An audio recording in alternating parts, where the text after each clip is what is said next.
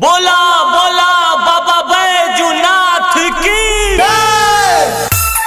महादेव की जय जय हो, महादेव की जय जय हो, महादेव की जय जय हो, महादेव की जय जय हो।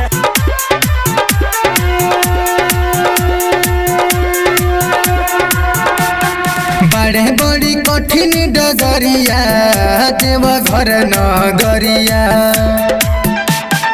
बड़े बड़ी कठिन डगरिया देव घर नगरिया, कैसे के कामरे उठाई कैसे के जल ढारे आई दुखता शरीरिया, कैसे के कामरे उठाई दुखता शरीरिया। महादेव की जय जय हो, महादेव की जय जय हो, महादेव की जय जय हो, महादेव की जय जय हो। DJ Kanchan Raj, Ankita digital recording studio, Campierganj, Gorakhpur. नहीं चलल जाता कैसे हम जलवा चढ़ाई, जियरा छछनता कैसे भोला के दर्शन पाई। हर हर महादेव जय शिव हो। नहीं चलल जाता कैसे हम जलवा चढ़ाई, जियरा छछनता कैसे भोला के दर्शन पाई। जाइब कैसे अकेला बाबा दुआरिया, जाइब कैसे अकेला बैजू नगरिया, कैसे के कामरे उठाई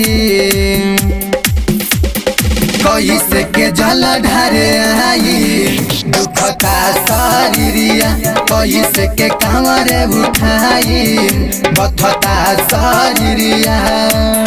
महादेव की जय जय हो, महादेव की जय जय हो, महादेव की जय जय हो, महादेव की जय जय हो। कंचन राज, मुजफ्फरपुर।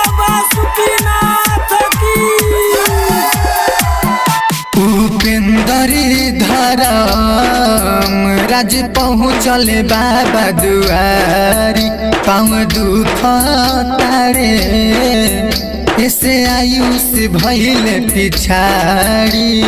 महादेव की जय जय हो, महादेव की जय जय हो। उपेंद्री पिंकू पहुँचल बारे बाबा दुआरी, पाँव दुख तारे ऐसे सुनील भइले पिछाड़ी।